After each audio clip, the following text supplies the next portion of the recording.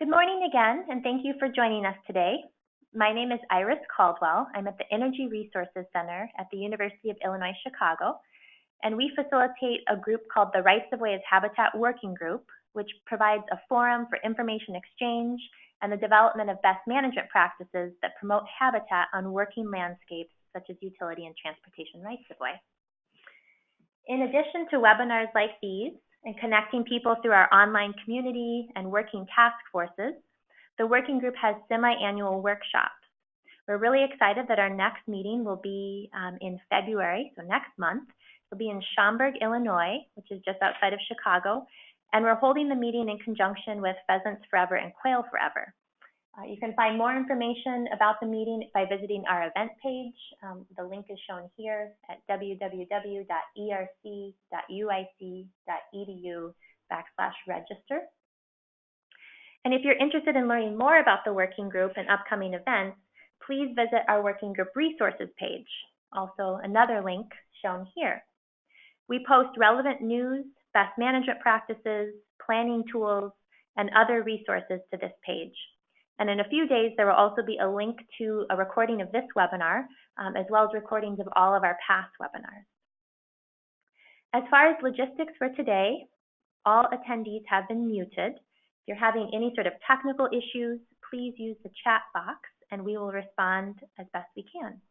If you have any questions for the presenters, please also type those into the chat box. We've built some time in at the end of the webinar for questions. But please go ahead and submit any questions or comments you have at any point during the webinar.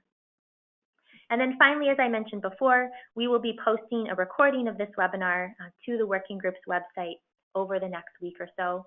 We will also send out a link once that recording is available. So now that we've covered those items, let's turn on to our topic for today, which is using integrated vegetation management to enhance habitat on gas pipeline rights-of-way. We're very pleased to have several representatives from Enable Midstream Partners, as well as the National Wild Turkey Federation, to share an overview of a really well-established integrated vegetation management program at Enable Midstream and their management practices that they've been using to promote wildlife habitat. Our first presenter, Connie Oslica, has worked in the pipeline industry for 34 years.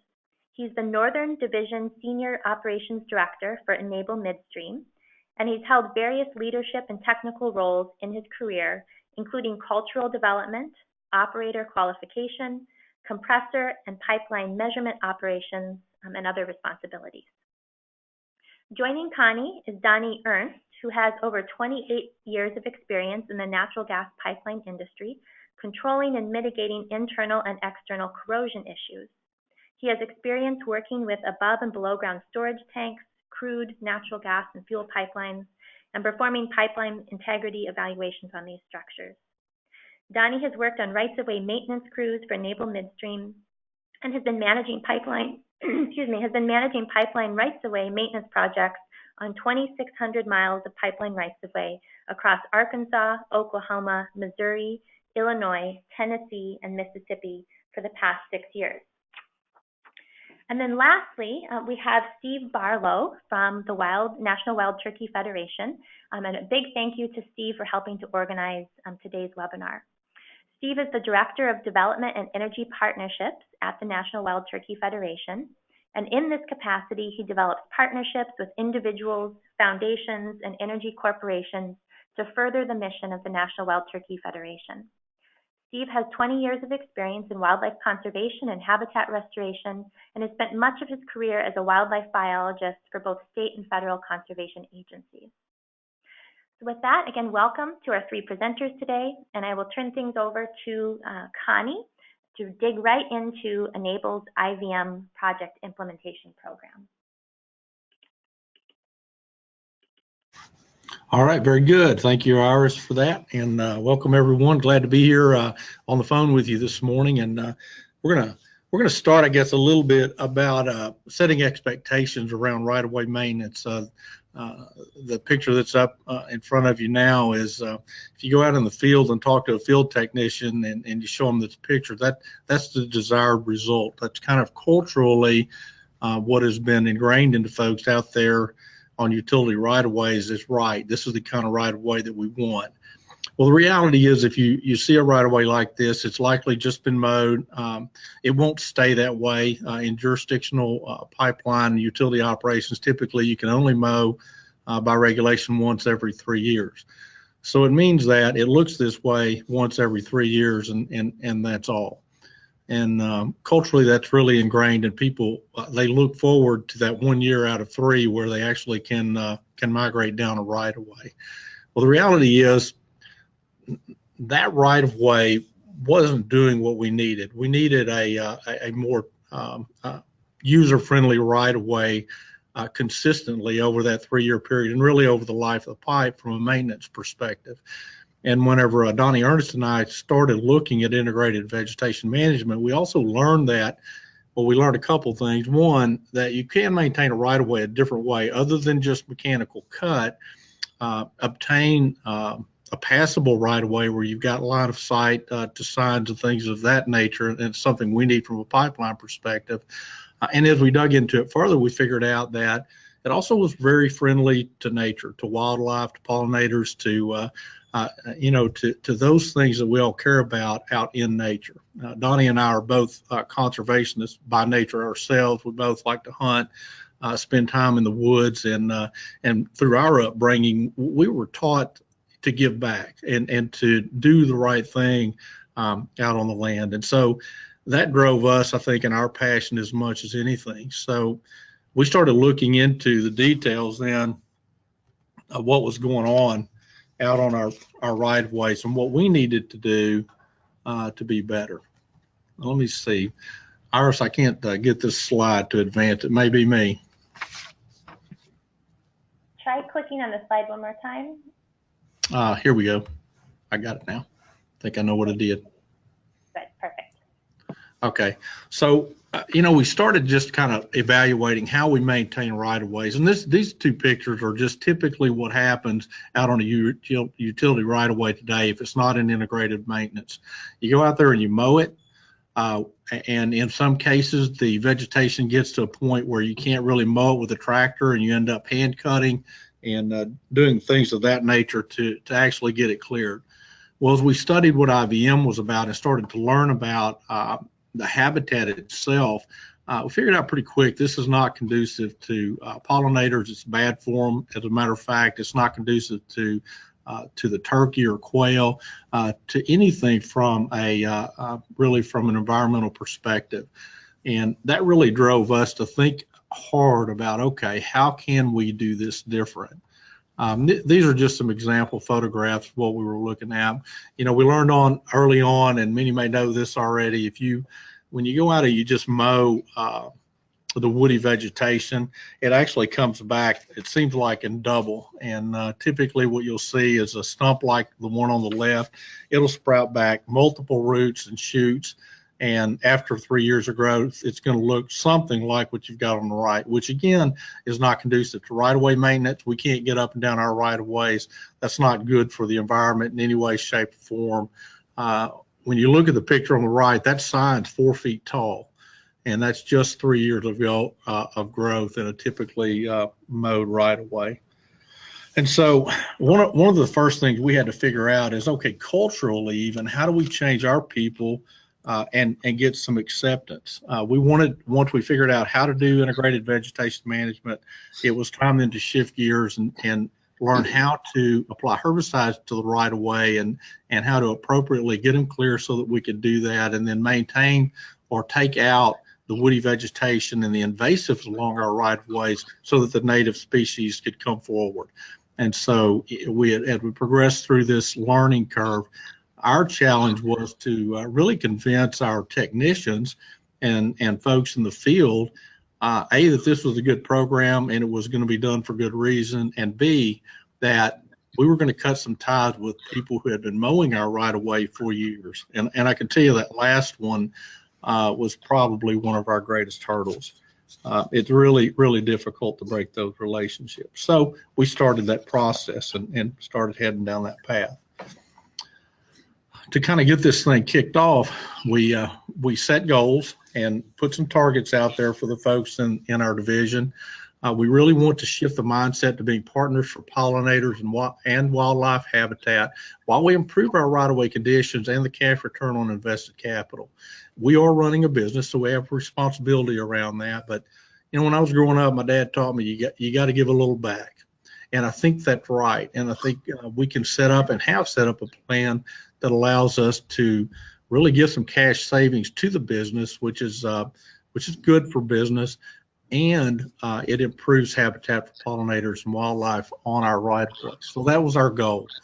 We need to have our right-of-ways accessible for routine maintenance. We need line of sight markage from a regulatory line of sight to our markers for our signs from a regulatory perspective. So we set that forward in our goals. We set it out that we do want to enhance wildlife habitat along our right-of-ways, and then in some sites, we're now moving to habitat management rather than just vegetation management. And really what that is about is we have got selected sites now where we intend to be more intentional than just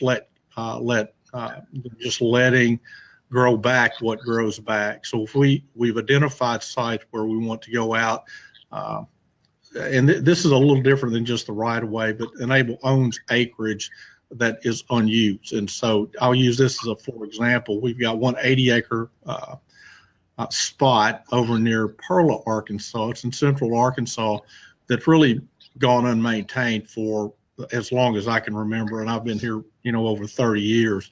And so we are working actually with Quail Forever to put together a plan to change that into a native grass area. And so we're actually going to take out a few trees and then do some control burn in the area, and we're going to make that a managed area. And we've got several spots picked that we're going to do that on. So that's kind of where we move into habitat management, more specifically in our program. We want to partner with government and non-government agencies for enhanced habitat management opportunities. And so what we're finding is as we improve our right-of-ways, the community wants to know what the heck we're doing. And so we get calls, and specifically we get calls from landowners who didn't originally want to participate in the program. And so when we send notifications out that we're going to use herbicides along our right-of-way to control the woody vegetation and invasives, some people send us an email back or a note back and said, I don't want that on my property. And so for those individuals, we skipped. We did our traditional mowing in that area. And of course, it all just grew back up and it didn't look very good. Where their neighbors, on the other hand, their right-of-way stayed maintained, clear. They got the native grasses growing.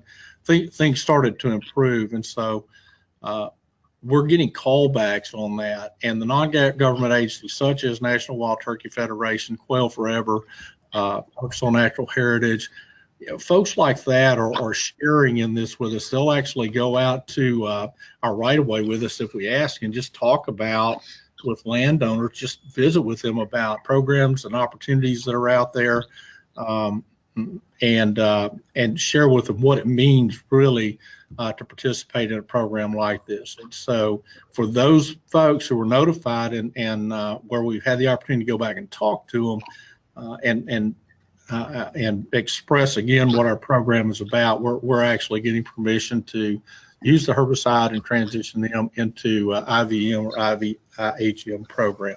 It's been a really good partnership, and I think there's kind of another goal around this that we're working towards, and it is we want to change, and it's the next bullet point really. We want to change public perception of pipeline organizations.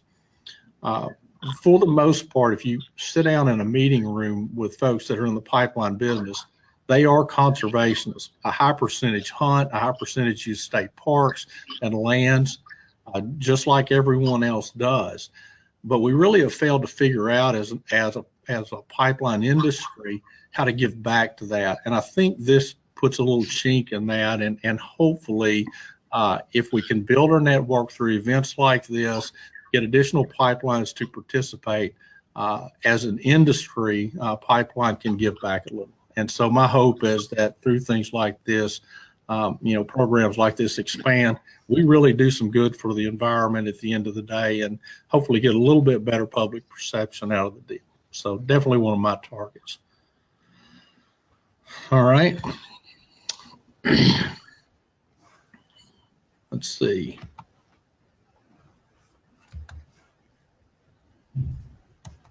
Try to go to the next slide. Introduction to IHM. Uh-oh, I pushed the button too many times. It really is more than just a right-of-way maintenance program. We do use different methods to control the undesired plants and species. We mow a little bit, but we really primarily focus on hand application of herbicides. And what I mean by that is, and Donnie's going to go through some detail, we have contractors that walk the right-of-way with backpack and only spray the vegetation that we desire to take out. Basically, it's woody vegetation and other non-native undesirables. We want the native vegetation to come back in support of the grassland birds, wildlife in general, and the pollinators. And so that's really what we do in our vegetation management program today. It's not rigid. We do have to adjust it. It depends on where we're at in the world and in what state we're in and what what is actually physically present there. Some of the native species that come back are really tall, and they really do cause a problem from an operations perspective for seeing signs and things of that nature. So we either have to go back in and do a little bit of mowing. We try to minimize that, or if there is a forb that's too tall and we have to just take it out with chemicals, we'll do that. But we try to limit that as much as possible as well. Generally, directly over the pipeline, we need about 10 feet of space so that we have that visibility down the pipe. And so we'll manage to that by one of those means.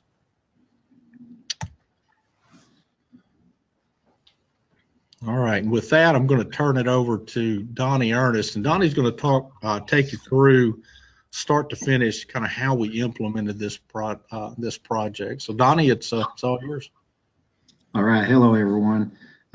We started our program several years ago, and at the time that we started it, we didn't have enough budget money to actually mow the right of way before we started. And we started with some growth on our right of way that left some tall dead vegetation there that really just was unsightly. And so we've learned since then. Now we actually mow the right of way before we get started. Obviously, when you first mow the right of way, you can't spray that, you can't treat that. You have to allow it to grow some. So our first phase of our project, the best practice is to mow the right of way first, get it cleaned up, get it under control. And then once you get it under control, then we can go to phase 2. And I'm not sure how you guys are switching. There we go. Okay, and phase 2 or year 2 of our program, that's our first year of treatment. And we use a selective herbicide, and it's also applied selectively by hand with backpack applicators. These applicators are very selective. They know their target, and they only spray their target. The first year of treatment, which is our second year into the program on a given system, we're targeting to control 80% of our woody vegetation only. We want to take out the invasive woody vegetation. That's our main concern with pipeline safety, with public safety, is to take out the woody vegetation because of the threats that it calls to our pipelines and the other, you can't see our markers and things of that nature with that in there. So our first treatment is to take those out, and not all woody vegetation responds to the chemical that we use. So there's some resistant vegetation left behind. So we do a second year of treatment on the third year of our program. And we use a chemical that's a little bit stronger that's going to control the vegetation that's resistant. But we're using less of it because we're not having to spray as much woody vegetation. In this pass, we also focus a lot on our pipe zone, which is a 10-foot path over the pipe. And we try to maintain that line of sight for our markers for public safety. And so we do control a few other invasive vegetation as we go along. We also try to focus on non-native species because we know that helps the environment and helps our wildlife and all of us. So we're trying to help that as well. And that's where we're getting a little bit into the habitat management along the way as well. So the first year, we're more selective. Second year, the chemical that we use is less selective, but we use less of it because we're hand applying. And then we're into the maintenance stage. On the maintenance stage, what we've been doing is we apply it those first 2 years, then we skip 3 years and we apply it, we go back and retreat it. What we've learned recently is we're starting to go every other year and treat our right of way because we want to get it under control a little bit more, and we also want to help a little bit more with the non-native species and be a little more habitat management instead of just vegetation management. So the maintenance stage, we're going to be treating it every other year for a short time, but I think we're going to come back to this every 3 to 4 years after we get things under control. So that's what our plan is today. These pictures in this right of way has been 3 years since they've been treated.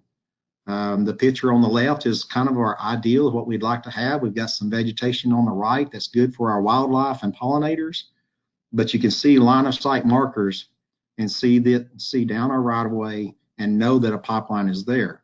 So that works well for us and works well for our environment and our wildlife and definitely our pollinators. So that's our target.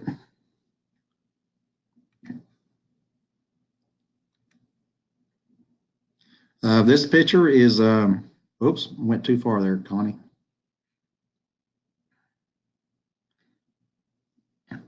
Anyway, I'll start here.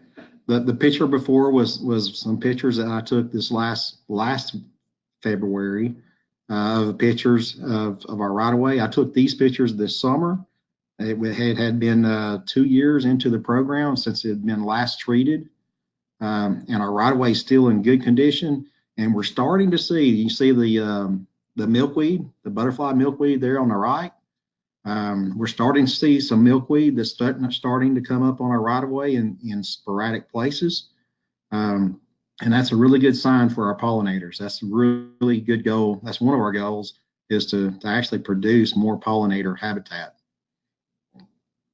Next, Connie.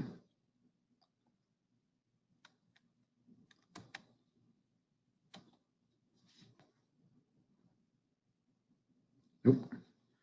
Okay, and this is just some more picture of what it looks like 2 years after it had been treated.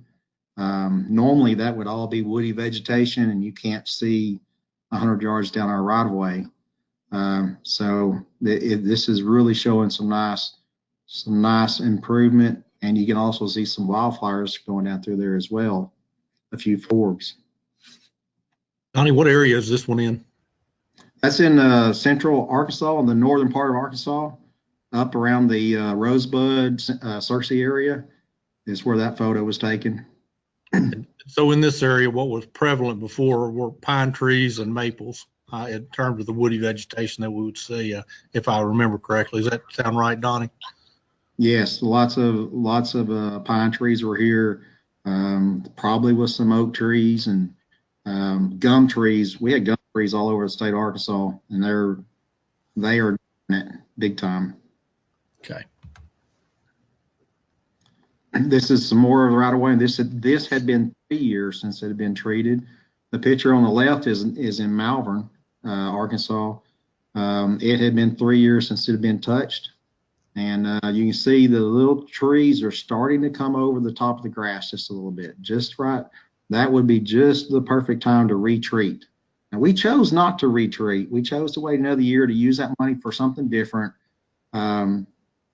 The trees grew about another foot taller, and we're going to catch them this year. But that would have been a really good time to catch it. But because of our finances and because of the budget money, we needed to do something different. That's what we chose to do. But both of these photos are that. Now, this photo here on the left here is a section of that right of way near Malvern. And when I first saw this right away, I thought, oh no, we messed up by skipping that. Turned out it's just an isolated area where the trees are just growing in that one little spot, a little bit taller than I really wanted them to, but we're going to catch them up this year. And where our ways are narrower, on the picture on the right, you have less vegetation there, therefore you have less maintenance, you have less herbicides that you need to use, and so forth. I would comment that on the left, Donnie, and I know for those of us in the utility business, we typically have to patrol these, so we have to, at a minimum, do an annual patrol. And we ask our guys when they're out doing the annual patrols to capture pictures of areas like this and give us a GPS point so we can spot treat as needed too. And that's worked very well. Yes. Okay.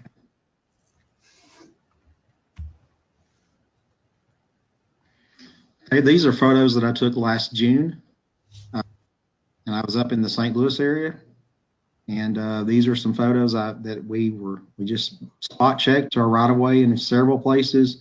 And these are sites that I found. The photo on the left, you can see the wildflowers and things in that photo, and it looks very nicely there. The one on the right is, you see a few bushes that are starting to come up, and you can't see it very well, but there's some milkweed there just to the left of our sign. That little orange spot is some milkweed growing out there on that right of way. So that's in the Missouri area, around St. Louis and just south of St. Louis. These are also in the Missouri area, and I just happened to stop by this site, and there was that butterfly sitting there on that milkweed.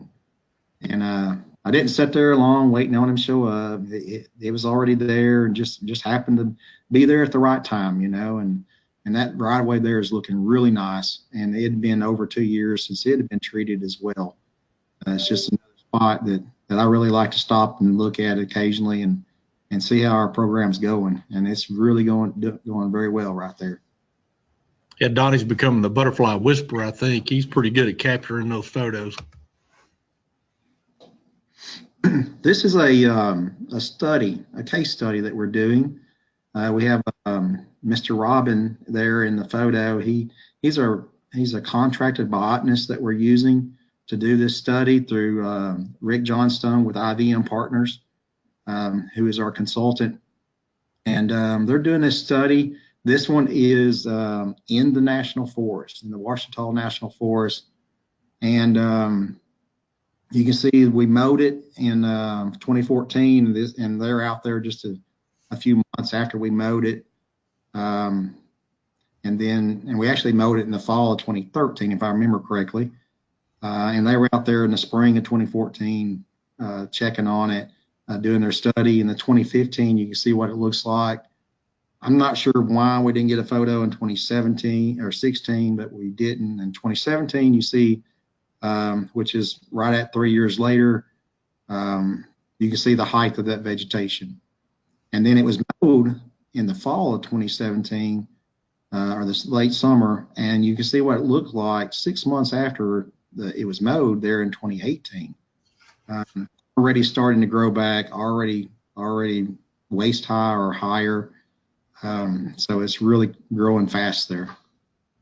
And so I would comment that on this national forest, on these images from the national forest, we are working on a permit to do integrated vegetation management in the national forest.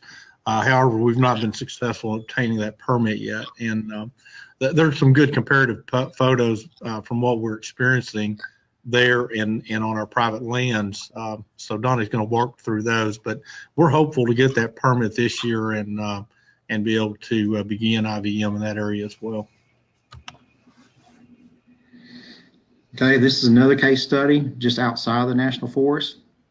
There again, you see the mowers mowing, and it was the fall of 2013 we mowed that. You can see that in that photo.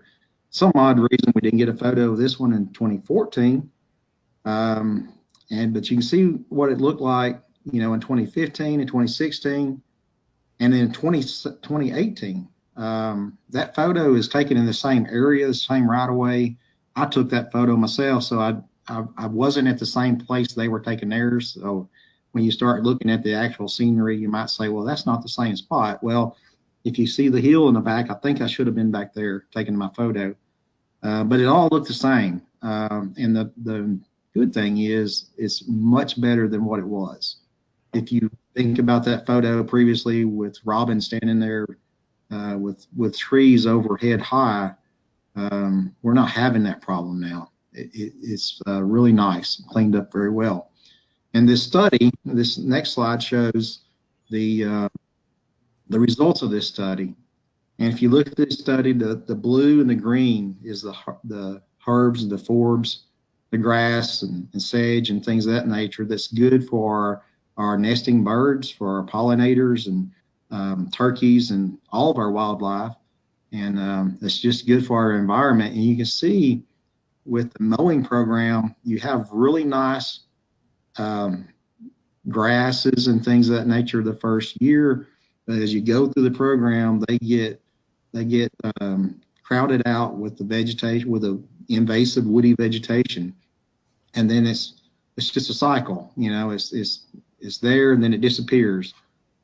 With the herbicide application, treating the herbicide, you see that we've got a lot more forbs and grasses.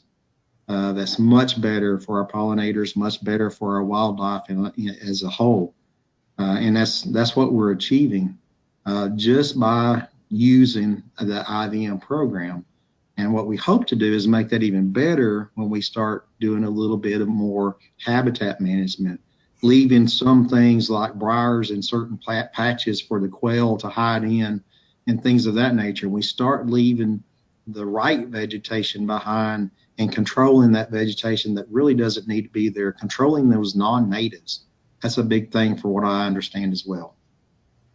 On this slide, what really catches my eye is how long it took to transition from really not desirable. 2014 on the slide on the right, we were starting to get better, but it really took 3 solid years to get the forbs to really produce and come forward. And we didn't go out and plant. We just let the natives come as they would. And it really took a solid 3 years of being in plan before that really started to jump. And you can see in 2017, the blue, the herbs and forbs were much better. This is a site in northeast Arkansas near Pocahontas, Corning, Arkansas, right at the Arkansas-Missouri state line. It's the sand ponds. At first, we sent out letters to all of our landowners to notify them that we were using herbicides on their properties and things of that nature. And the Arkansas Natural Heritage contacted me and said, "Oh no, please don't use any herbicides here because we have this endangered species and we don't want you to kill it. We don't want you to touch that." So we honored their wish at first, but then I had an opportunity to visit with them and explain our program and what we're doing, and explain that, if they would just identify where that species was, then we could treat around it, control the other invasives around it, and actually give it more room to grow. Leave it on a right of way, manage it in other ways if we need to. But anyway, we got permission from the Arkansas Natural Heritage to go into this site and treat it specifically, very selectively treat it, and treat around this woody vegetation. It's a woody vegetation, it's a little bush that grows, and it's corkwood. And while we were there working with Mr. Theo, he asked if we could leave the hibiscus there as well because it's such a good pollinator. And so we did that as well. We avoided the hibiscus and we avoided the corkwood. And I was kind of worried about it, to be totally honest, because our applicators, we showed them what not to treat, and they just moved right on through there just almost as fast as they normally do. And I just knew they probably killed it. So I went back 3 weeks later, just kind of nervous about the whole project. And sure enough, I did not find a single damaged corkwood bush there. And this is what it looked like 3 weeks after it had been treated. You can look in that photo and see a little bit of dead stuff here or there and what have you, where that was responding to the chemical, but it is flourishing. And since then, they've done a study, and we don't have those results in this slide yet, but since then, they've done a study, and this little colony of corkwood is 4 times larger than it was when we did this treatment 2 years ago.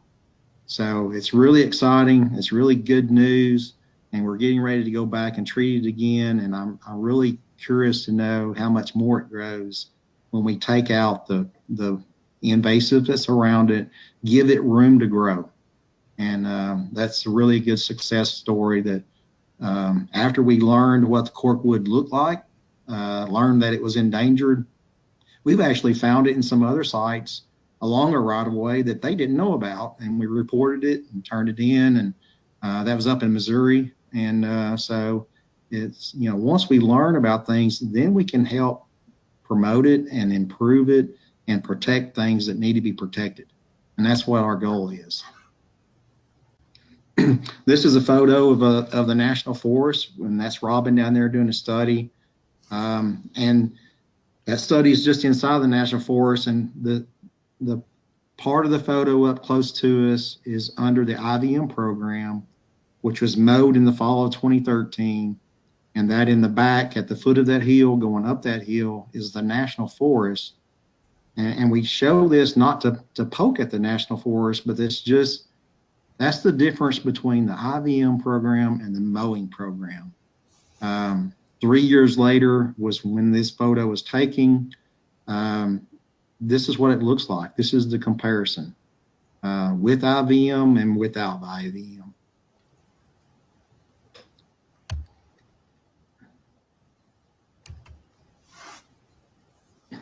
This is our budget.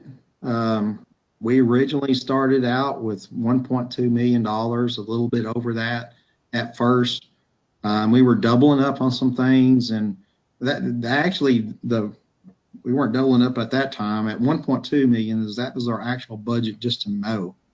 We added a little bit of money to our budget so we could get kicked off there in 2015. You can see a little incline in our budget. But after that, it dropped drastically. And honestly, this slide's not exactly right today, because in 2018, we only spent $80,000 maintaining full right-of-way maintenance. We could have spent more than that, but we chose to spend the rest of our budget money on reclaim projects and other things that we haven't been able to spend our money on in the past. So we did a lot of catching up, and this year we're starting to do half of our right of way each year, and it's going to flatten out to $625,000 every year. So it went from 1.2 million to 625,000 consistently on this same group of right of way. Now, since this was all taking place, we've increased our division, and we've gone from 2,600 miles of right of way to close to 7,500 miles of right of way that we're now managing under this program. So these dollars are going to totally change because our budget is totally changed. But we're seeing major savings with this program, which we can use that money to do different things. And I just spend the money. Connie manages it from his division level. So. Yeah, my comment on the budget piece of this would be that I think we're going to sustain a 30% reduction overall. We are going to see a spike because the area that Donnie and I took responsibility for beginning really this year, as far as integrated management is concerned, we're going to need to spend a few dollars there, make an investment in those right of ways to get them into the program. And I would say that 3 years from today, our expenses will be about 30% less than what they are today.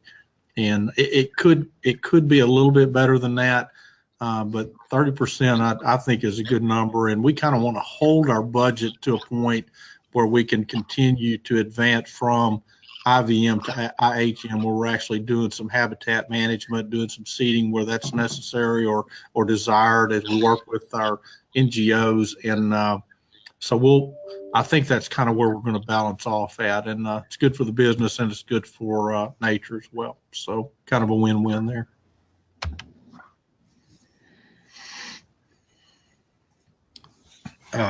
On this slide, I usually talk about it a little bit. At the end of the day, as a pipeline organization, we are for the environmental community, and we want to make that clear. And we want to make that clear in the way we practice our right-of-way maintenance. It's the best way we have to really to do this. So this plan really is much more environmentally friendly. We talked a lot about pollinators and the monarchs, and I can tell you, as a kid growing up in Arkansas, I walked out one morning out of our farmhouse there, and we had trees all around it, and it was completely loaded with monarchs. It was the most amazing thing I believe I've ever seen in my life.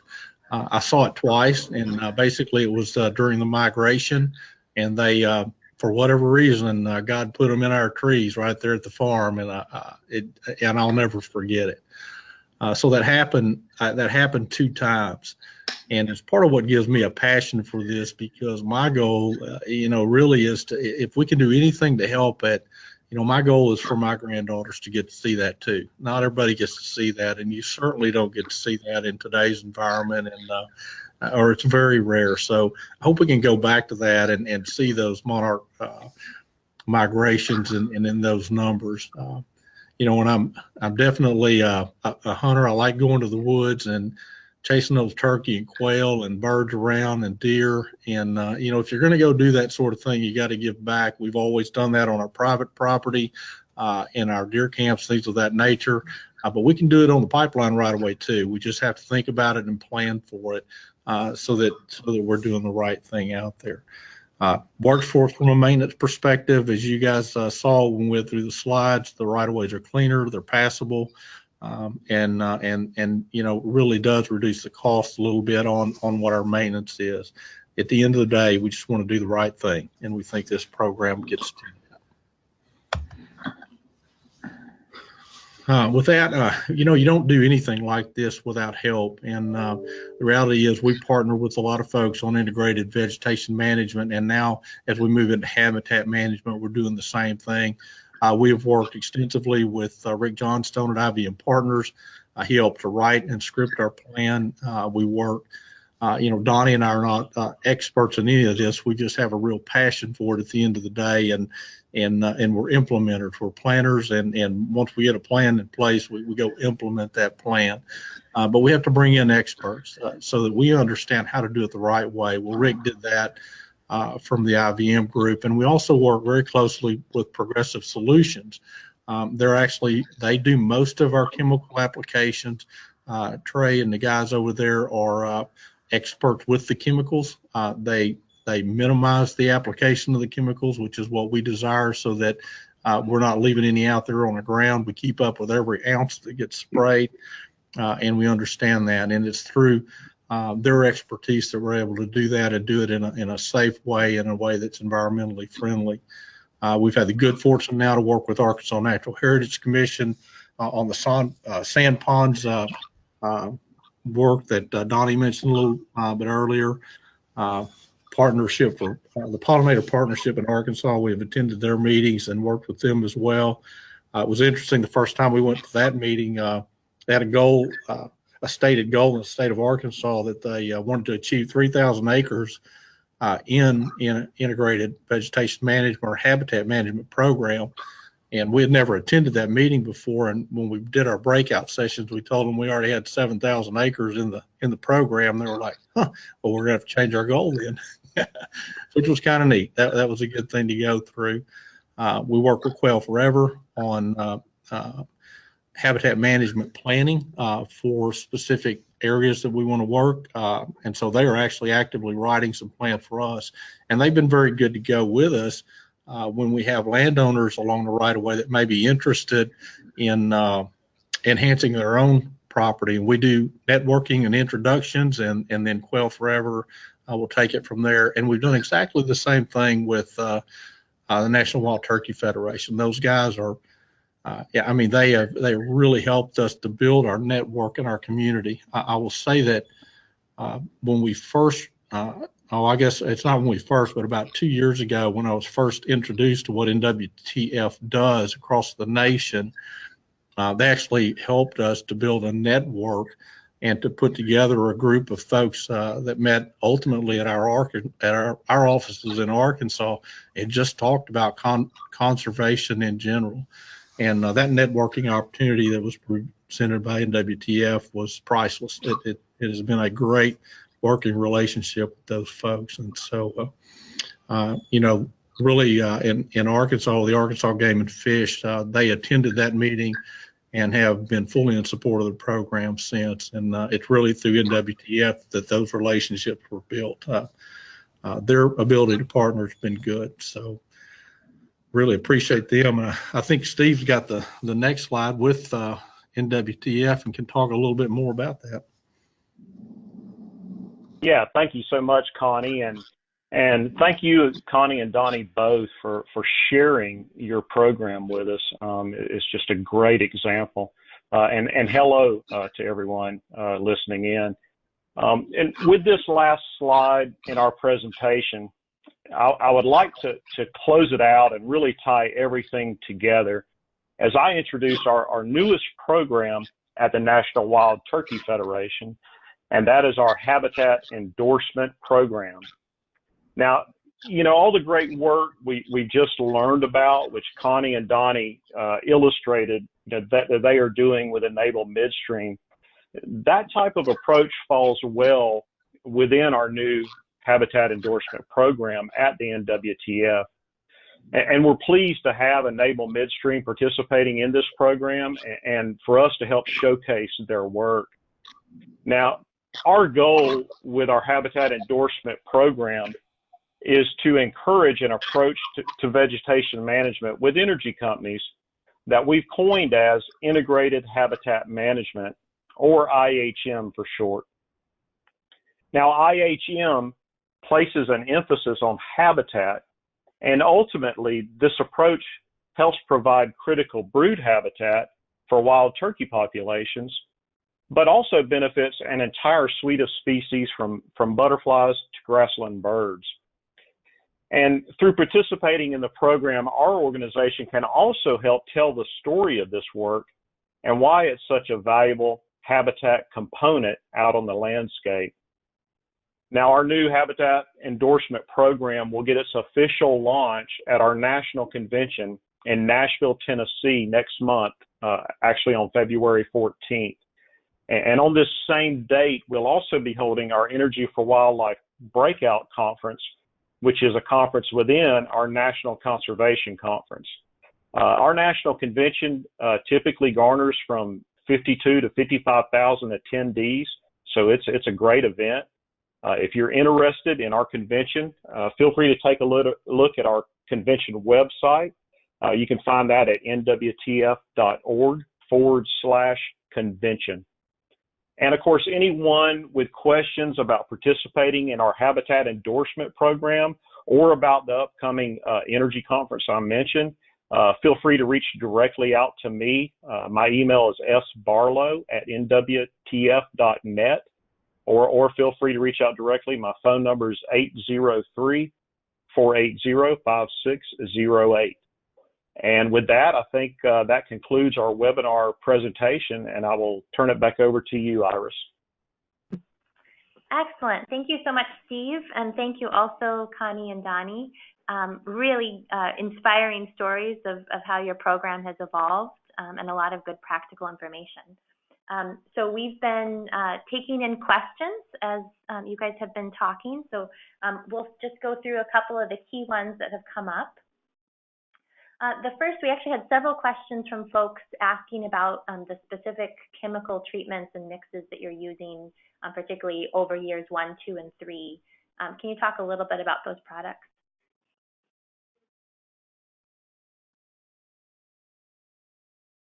Donnie, do you want to give that a shot?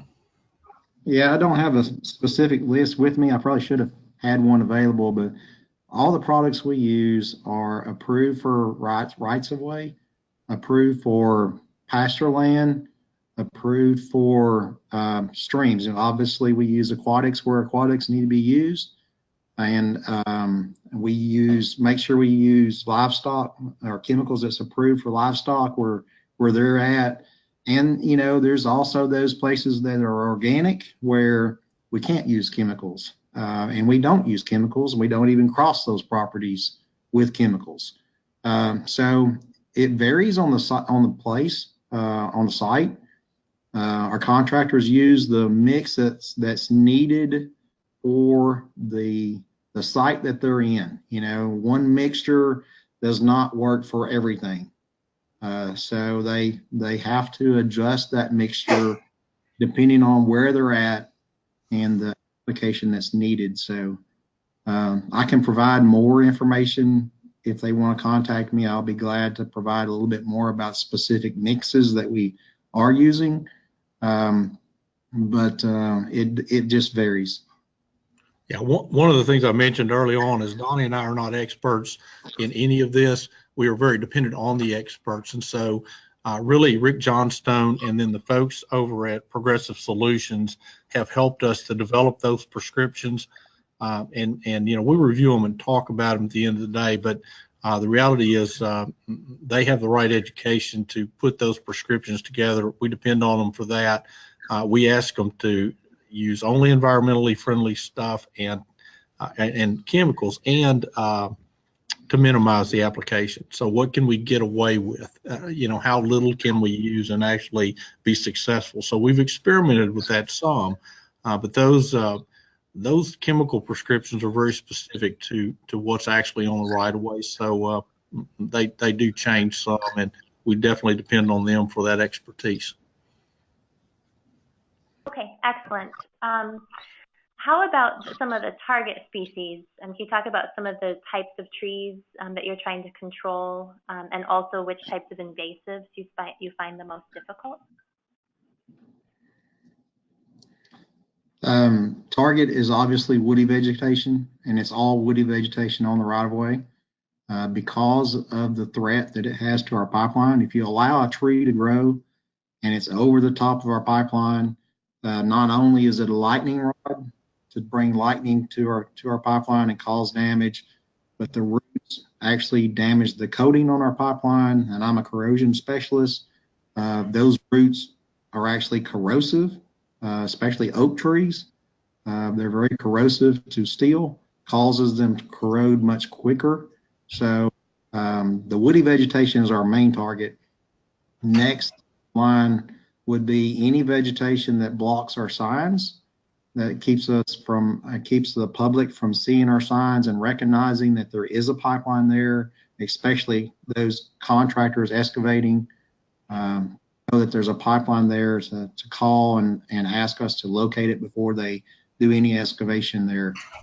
So, and then the briars cause problems with our employees trying to patrol our pipe and do leak studies and things of that nature, corrosion surveys.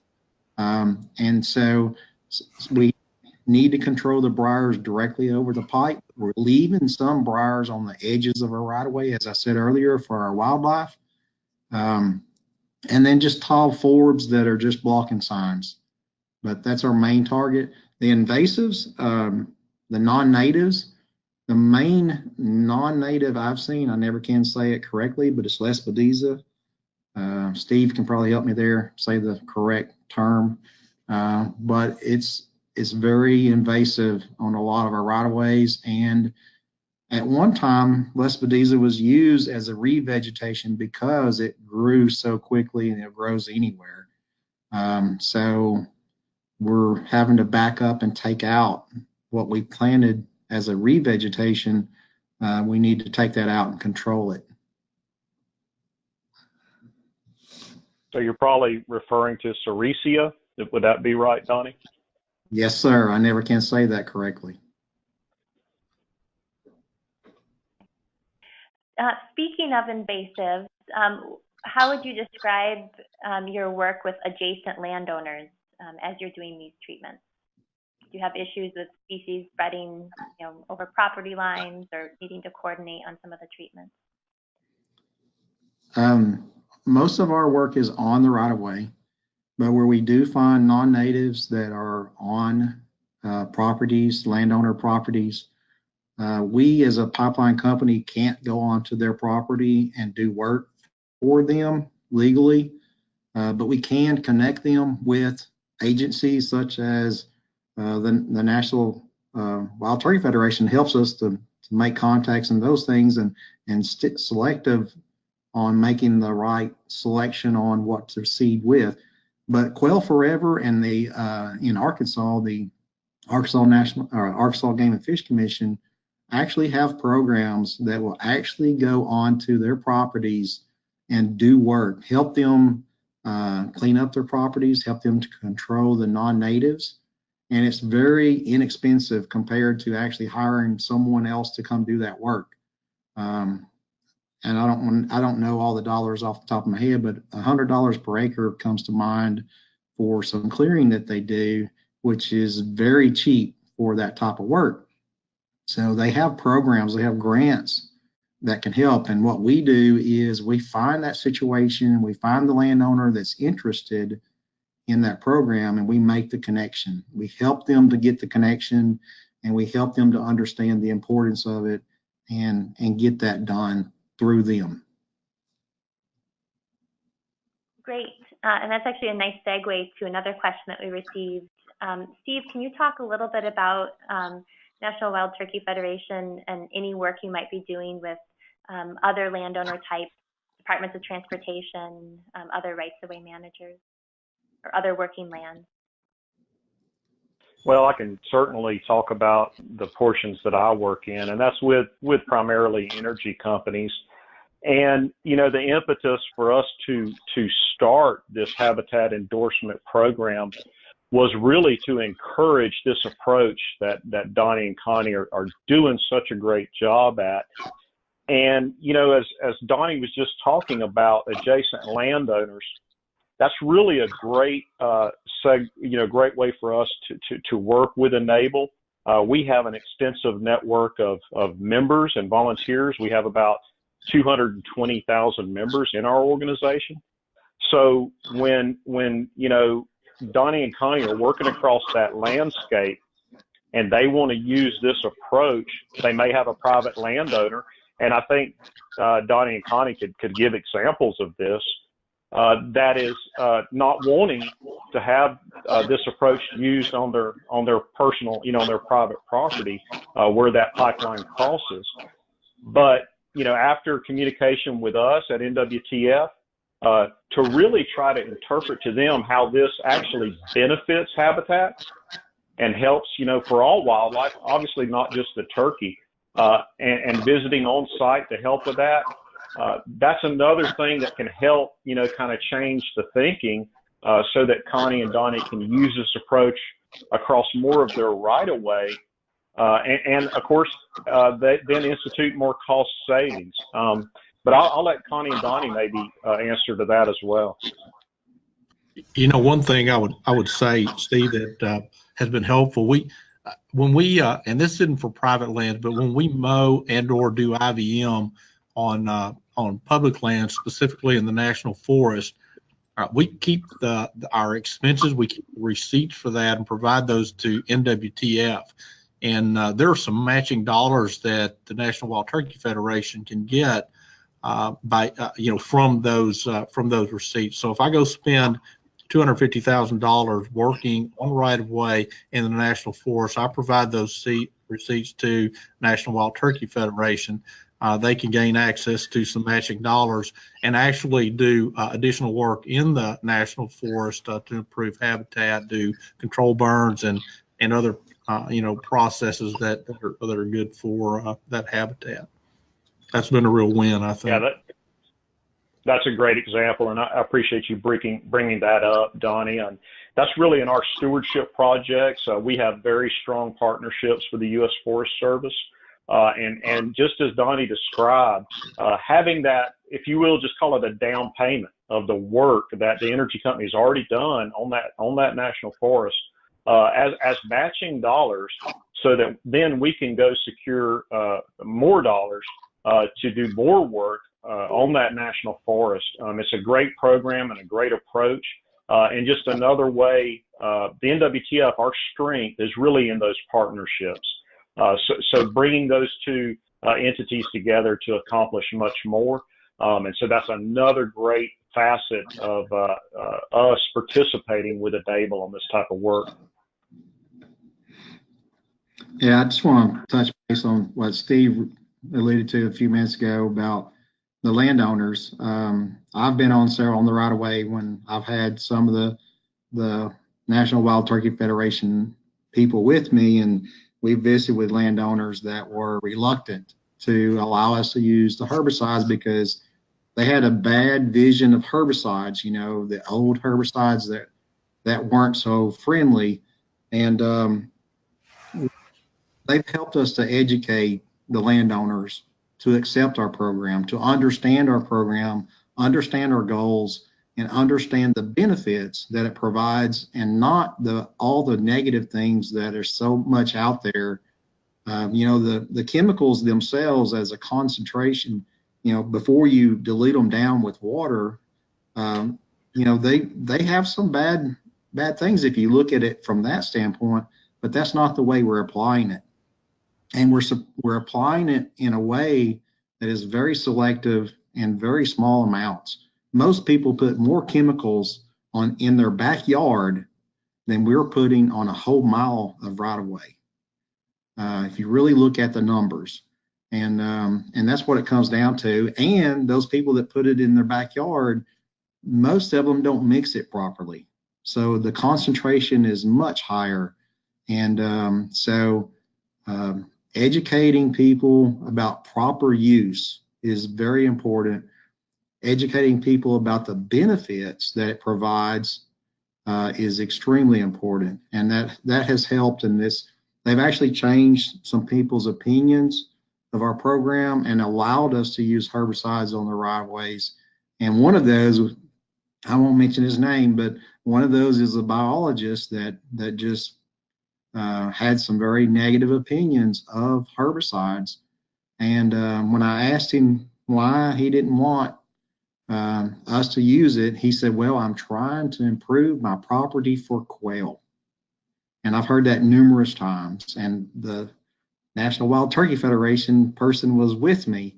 Well, they took that and they educated the guy about the proper use and everything. And it turned out very positive for us. And we're actually doing a lot of things on this man's property now, and actually doing a video to help educate people there. And he's going to be a part of that. Great. That's a good win. Sounds yes. Good. Okay, well, we are at the end of our time today. There are a couple questions we didn't get to, so we will follow up presenters and respond to your questions if yours is one that we didn't hit. In the meantime, if you have any questions, Connie, Donnie, and Steve have all offered contact information and would be happy to take questions. Again, I want to especially thank presenters for taking time today, sharing their experience, and really inspiring the pipeline right away. And stay tuned. We will have a recording of this webinar that we'll be posting in the next week or so. So have a great day. We'll see you all soon.